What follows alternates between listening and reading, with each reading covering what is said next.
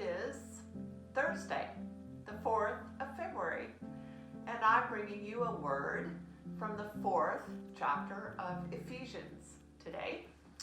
And we're going to talk about bearing out, a very interesting and curious couple of words regarding our worship service. And I'm going to read the first 3 verses of the chapter 4 of Ephesians, and I want you to pay attention to the word bearing in this.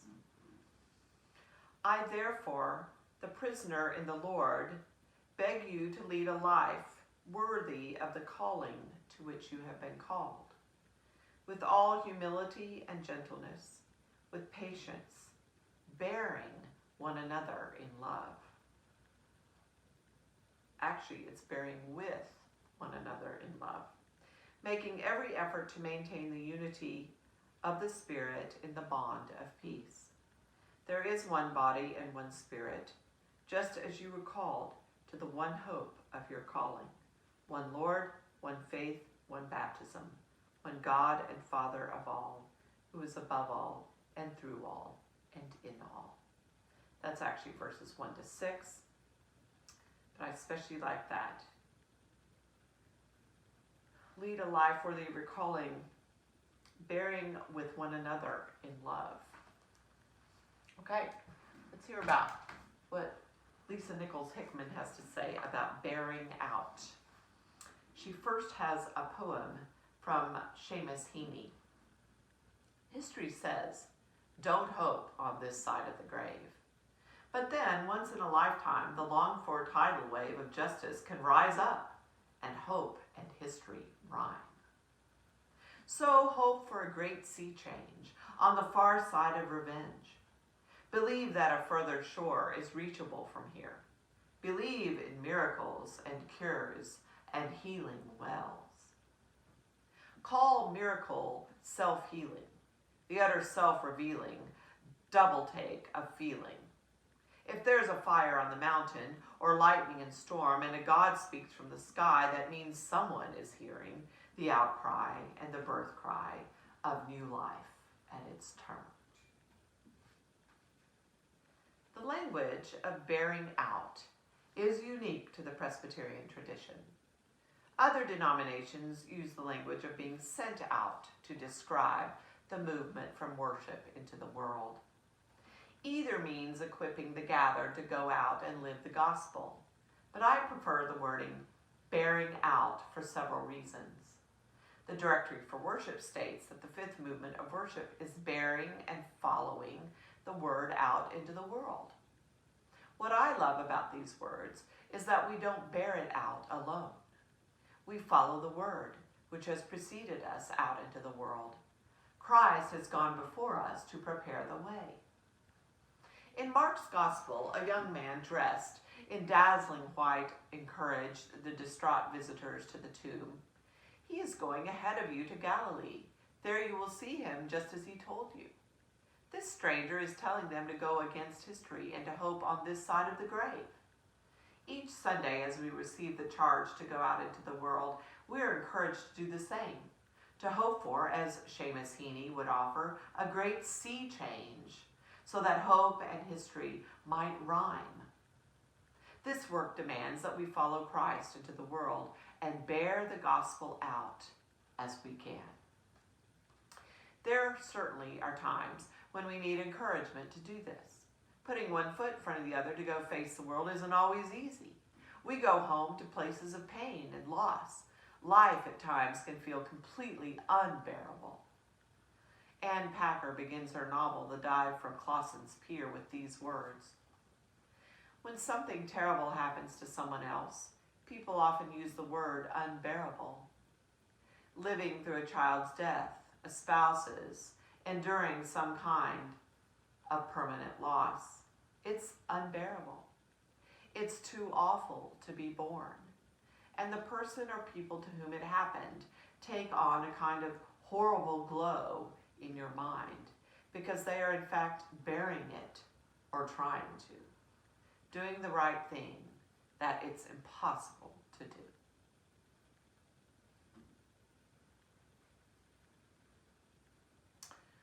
Actually, it's doing the thing that it's impossible to do. Because they are, in fact, bearing it or trying to, doing the thing that it's impossible to do. I've been there. I understand that very well. There are times when bearing out feels impossible.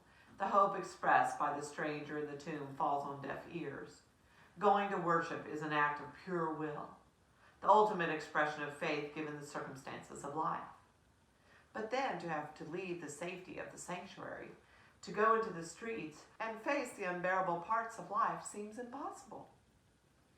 In Sophocles' play, Philoctetes, the title character is in an unbearable situation. He has been abandoned by his comrades and marooned on a desert island because of a foul wound on his foot. Concerned for his own health, his shipmates abandon him because they are more concerned with their health than his. Years later, several reappear because they need a bow that only Philoctetes possesses. This is the bow that will win the Greeks the Trojan War. They need it, and they need him for their victory. The irony of the story is that the lonesome island has become a sanctuary of sorts for him. Leaving is an act of faith. For Philoctetes, healing comes not only through surviving the unbearable time alone on the island, but also through gathering the courage to leave and bear out a new life. To do so, he must relinquish anger so he can bear out a new life for himself and the world. Bearing out carries with it a paradox. Sometimes we need to leave worship empty-handed, bearing out open arms instead of the clutched fists we bring in. Bearing out means leaving some things behind. Michael Lindvall says it well. Instead of asking, "What did you get out of the service?" he writes, the better question might be, "What did you lose in that service? What burden did you drop at the foot of the cross? What pride did you shed? What gnawing anger are you going home without? What lie do you no longer believe?"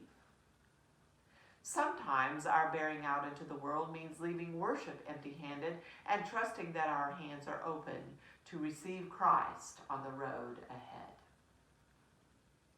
But we also carry out something new into the world. While we leave some things behind, we also bear out a new vision, a new challenge to live up to the demands of the gospel. Our bearing out is a charge to make hope and history rhyme. It means finding a way to make the unbearable rhyme with the bearable. In a dissonant world, making rhymes is a jarring task. Christ may be on the road ahead, but we are called to compose a few poems as we walk forward to meet him. What rhymes with war? What rhymes with fear? What rhymes with loneliness and loss? What rhymes with injustice, intolerance, and insurmountable? Some words seem impossible to rhyme. Their syllabic makeup aside, it is their inherent nature that offers only discord. Are we called to make these histories rhyme with hope? We are called to bear the word out into the world in poetic fashion. It's a heavy task. Because it is heavy, there is wrapped up in the word bearing a sense of endurance. We bear with the incomplete. We bear with the fact that God's kingdom is not here yet. We bear with the knowledge that we live in the already not yet paradox of Christ's coming. We bear with the weak and wait to be girded up again on Sunday to go out and do it again. The way we endure is with hope. Augustine wrote, "Hope has two daughters, anger and courage." Anger, he meant, at the injustice and the incompleteness of the world. We must have courage to go and make change. The great sea change, the changes we hope to see, come through the perseverance to face the world with anger and with courage. On 34th Street in New York City, the New York's Public Library is a pillar of possibilities. The front steps lead into stacks of hopes and dreams. On either side of the steps are two stone lions. Sitting there on the steps one day, I wondered about these graceful creatures on either side of me. Wandering over, I read the name of the first, Patience, and the second, Fortitude. I realized in that moment that I was sitting between patience and fortitude.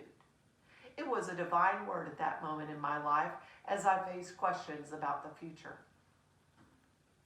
So we sit between patience and fortitude in the life of faith. Patiently we wait for God's unveiling. We believe in miracles and cures and healing wells, but they do not always happen in our good timing.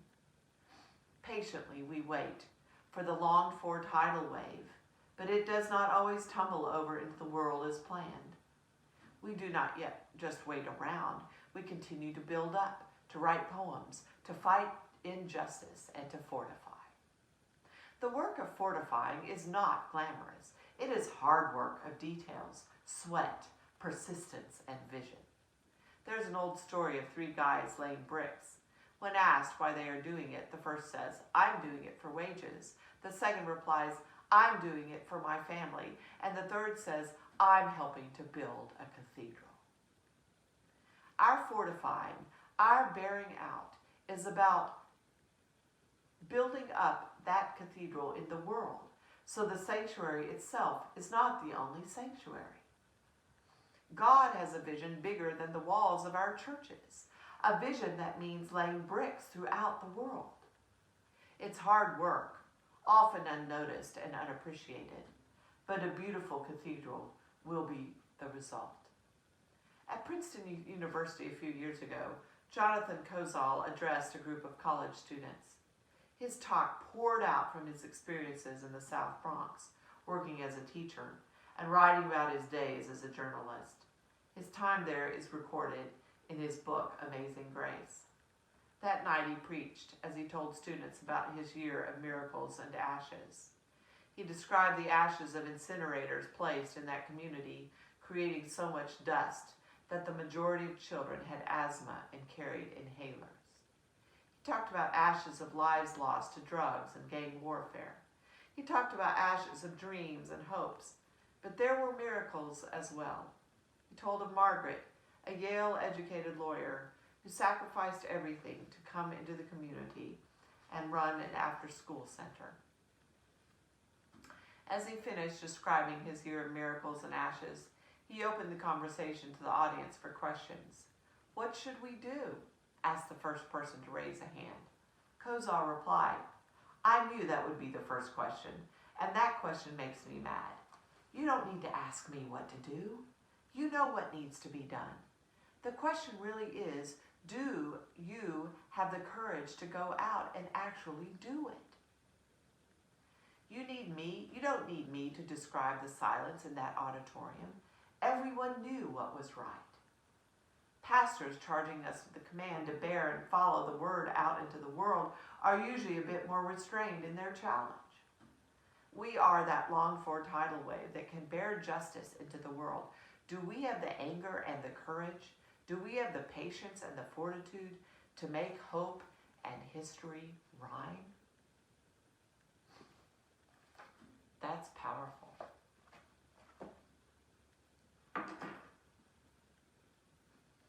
I sometimes get asked, what should we do? You probably think about that question yourself. I think we do know what needs to be done, and when we don't, as I said in my sermon, perhaps we need to find our great gladness to meet the world's great need. That will probably take fortitude and patience, for sure. Let's pray the prayer that will bear us through. Our Father, who art in heaven, hallowed be thy name. Thy kingdom come, thy will be done, on earth as it is in heaven.